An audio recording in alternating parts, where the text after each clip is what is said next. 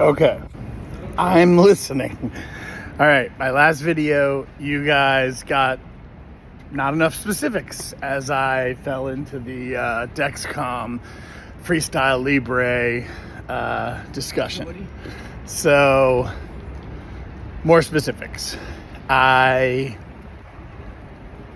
have added in Swelthy sticks, and which is like RX sugar, allulose, and MCT oil or MMCD oil, the coconut oil from Bulletproof Coffee, a tablespoon a day.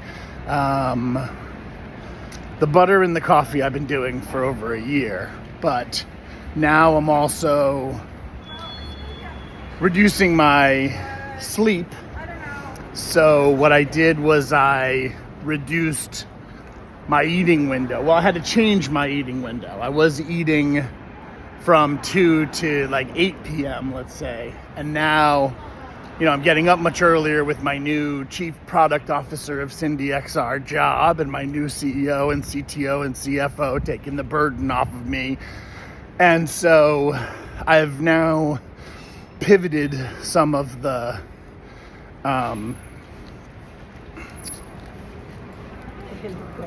times that I eat to like noon, and then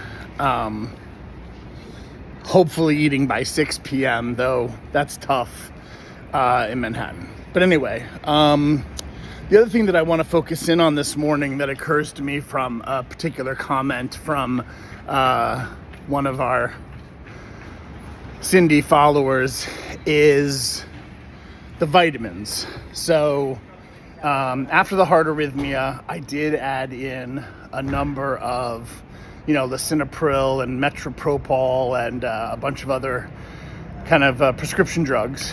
But I think more importantly, I added in some gastro stuff, aloe and aloe like in a pill, and magnesium, and a very high dose, like maybe 5,000 milligrams of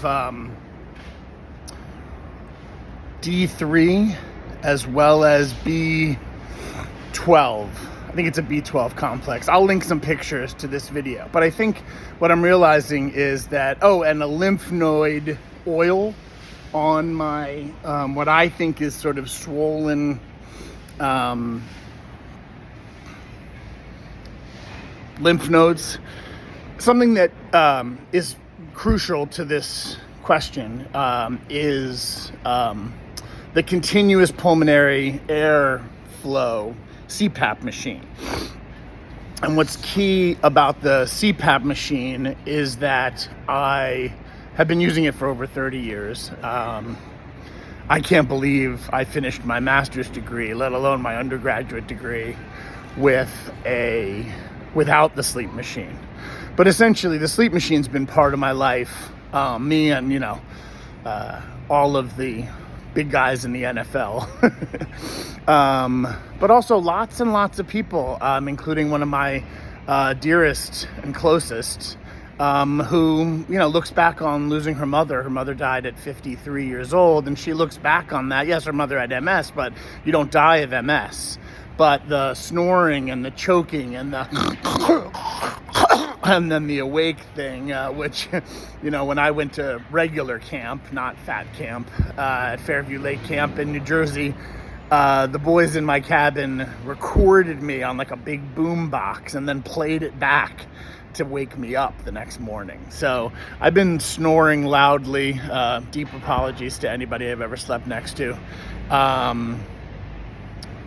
But with the sleep machine, not only is my sleep, I have fewer pulmonary incidences throughout the night, and obviously my energy level in 2020, as of sort of January, February 2023, is so much higher.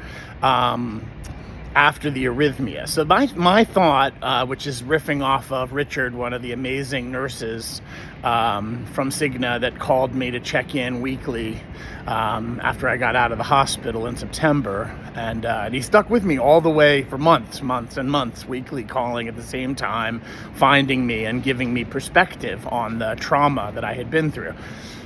And from him, from that nurse, I really understand, or have a theory, that the energy level pre-Burning Man was probably the lowest of my life. Certainly my testosterone level and my sexual drive and some other things like that, which I'll talk about in a different episode, maybe, or maybe not. Yes. So I was interrupted by my alarm to check myself before I wrecked myself, but I already did it, and that's what actually made me think of following up this post, because I got some questions about my gray hair, and I was thinking, look, I'm back to 48 years old instead of 53. Is that how it works? What do I do about all these? Anyway, the CPAP machine and the 16 pounds per square inch, very, very high prescription that I've slept with for years and years and years, is interesting because it combines with this energy level question that now, after the arrhythmia, seems to me to be getting higher. My energy level seems to be getting higher. I feel clearer and more awake when I'm awake, when I get a proper 8 or 9 hours sleep. So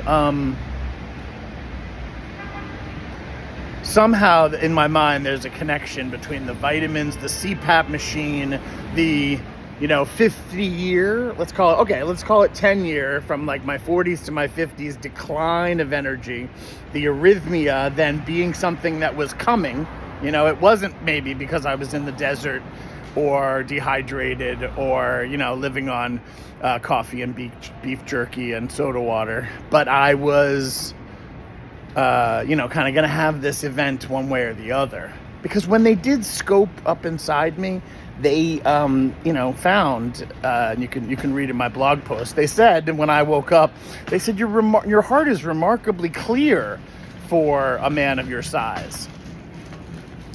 And as a man of my size for a long time, I could say, hey, that's great to hear, because I'm assuming that diabetes and cholesterol and all sorts of other stuff are real for a man of my size, but I don't have those things. My blood pressure is pretty good, and my my stress tests and my colonoscopy are pretty good. My prostate is only slightly enlarged. So all those kind of male health things, health and care things, health and care. I'm playing with that word. I had a bit of a moment yesterday where I began writing my next book. It's been 5 years since I wrote the Cindy Project about the future of work and Moneyball for creatives with predictive analytics for people who make movies. And the work we're doing in healthcare, in parallel with my own health and care, is it's crazy. So, all that said, I think that the energy level is actually higher than it has been in a long time. And the CPAP's the same. The difference is the backup battery, right? So maybe that's it. I don't know. So anyway, welcome to the Upper East Side. Thank you so much for following along. Maybe these vitamins will help you. The D3 is, I think it's like the sun, and I think that the magnesium and the aloe and the lymph node stuff really kind of loosens things up. And I'm fighting a cold. There's a theme in these vertical videos. It's the first time I've shot vertically. I don't know. Better? Worse? Thoughts? Anyone?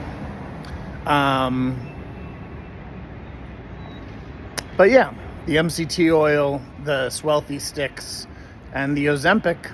Let's not forget that Dr. Cavo's got me, discussing the difference between Ozempic and Mounjaro. So at least I'm on trend. I don't know how I feel about that, but I'm up to 1 milligram of Ozempic a week, and I'm pretty sure. Sorry, Rooney is tugging at me. Roon, say hi. Nice. He's very busy making friends and pooping, which is important. I'm all for him pooping. But yeah, it's been maybe 2 or 3 months on Ozempic, and I hate to bring it up because it seems like a bit of a crutch. But I did get on the scale this morning and felt much better. And actually, the reason I got on the scale, speaking of non-scale victories, the reason I got on the scale this morning was because this shirt actually fit. And this is something I bought during the pandemic when I was, we were all kind of working on our Zoom look. So what's your, do you still have a Zoom look today? I don't have to go anywhere except for my block on the Upper East Side, and I don't think anybody's going to see me from the waist down, so I'm able to go with the Crocs and flannel pants and keep the air conditioning cranking. That's another interesting thing. About a week ago, I came home and needed to sit in the dark for a while after a very, very challenging sequence of events with my new boss on last Friday. And I blocked out all the windows in our bedroom and slept in the dark I had a terrible weekend of sleep. I think I woke up at 3 a.m., worked till 5, then slept again on Saturday, then went to the steakhouse, and then slept again and worked again from, sort of 4 a.m. to 6 a.m. Not in a good way. But anyway, I got the air conditioning cranking, so the cryogenics biohacking is working. And then I got the windows all blacked out, which my companion says is working for her too. So, hey, all right, I'll let you get to work or play or eat. Remember to check yourself before you wreck yourself. See you in the metaverse or physical reality. I don't know. I'm here if you need me. Peace.